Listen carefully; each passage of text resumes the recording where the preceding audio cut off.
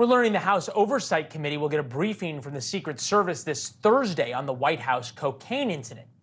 It has now been 7 days, 22 hours, and 37 odd minutes since the discovery of cocaine was first made. Last week, we were promised answers. Some reports indicated a Secret Service report today. As of 7 p.m., nothing. And from the word go, we couldn't even get a straight answer from the White House about where the cocaine was. First, on Sunday, July 2nd, dispatchers were overheard from talking to the fire department, saying a substance was found in the library 2 floors below the private White House residence. Don't worry, we were told. It's all part of the public tour area, as if there were thousands of people just wandering through the White House on a Sunday.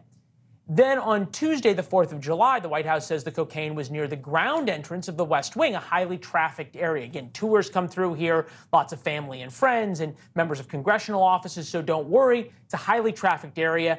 It couldn't have possibly been somebody important who left the cocaine. Turns out that wasn't true. Then on Thursday, the White House comes out and claims the drugs were found in a highly secure area of the West Wing near the Situation Room, where the vice president and other high-level officials enter. Very few people are allowed to use that entrance. The mix-ups, of course, don't end there.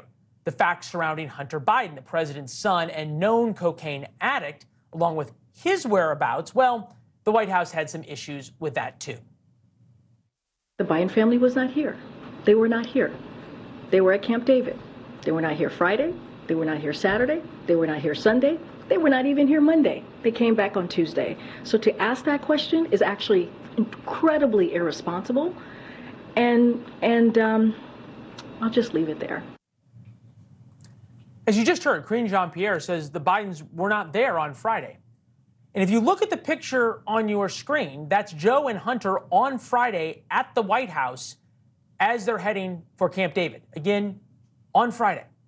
Back with us now, Colby Hall, founding editor of Mediaite, frequent NewsNation contributor. Look, whenever you're attacking the questioner, I always wonder why. Right. When you're attacking the questioner, you're losing the battle, right? Let me say from the outset, I don't know who had this cocaine and where the investigation stands. And that's what's sort of fascinating about the story right now is that it's entirely speculative. We hear a lot about it, but there's very few facts and very few people that actually know the facts. And so depending upon, how you see the Rorschach ink blot, either the White House, the Biden White House is clearly engaging in a cover-up, or the other side is there's much ado about nothing here, and it's being done purely as a political attack. And typically, the truth lies somewhere in between. Like, both things can be true. That the White House isn't being completely forthcoming. I'm not saying that that's the case. It could very well be the case. It also could be this was some random person and not a Biden. Oh, no, totally. Anything beyond that is sort of speculative.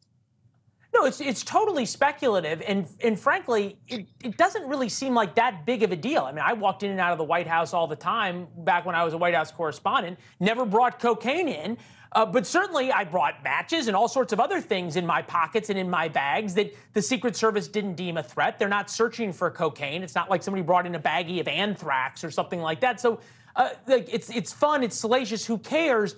Until you realize how worried the White House seems about it and seems about the investigation. And then all of a sudden you're like, wait a second, why are you making such a big deal about this? Why are you so worried? And then on Friday, and I feel compelled, or on Thursday night, I feel compelled to replay this soundbite, yet MSNBC trying to get out in front of it by saying, hey, don't worry. There's cocaine in the White House before, going all the way back to the 1940s. Take a listen. There is a fascinating and storied history of drugs and other illicit substances found in or near the seat of power right here in the U.S. This is not the first time that cocaine may have been found in the White House. Can you talk a little about the era of Franklin Delano Roosevelt and what was happening then?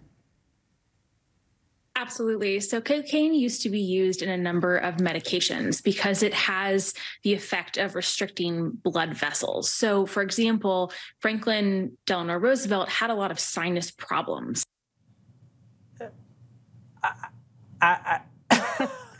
It's stunning. It's stunning. It's this sort of historic bending over backwards with history to frame this story as though it's completely innocent. But I think it speaks to a larger issue here that no one's really speaking about. And that is, I grew up in suburban Kansas. Cocaine to me was forbidden. It was a hard narcotic. It was like close to heroin, and cocaine still is like sort of a dangerous drug.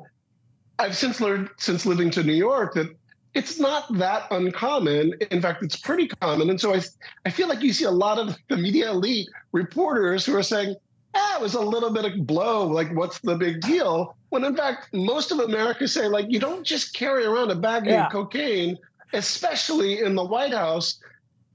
So I think we're seeing sort of a divided America with regard to how people are reacting to this story. Cocaine was in the White House. All I'm going to say is you got a lot cooler friends than I do, buddy. That's why we have you on. It's why we love you so much. We got to run. It's good to see you. Thank you so much, Leland. Thanks for watching. Go to newsnationnow.com to find NewsNation on your television provider. And don't forget to subscribe. Click the red button to get more of NewsNation's fact-driven, unbiased coverage.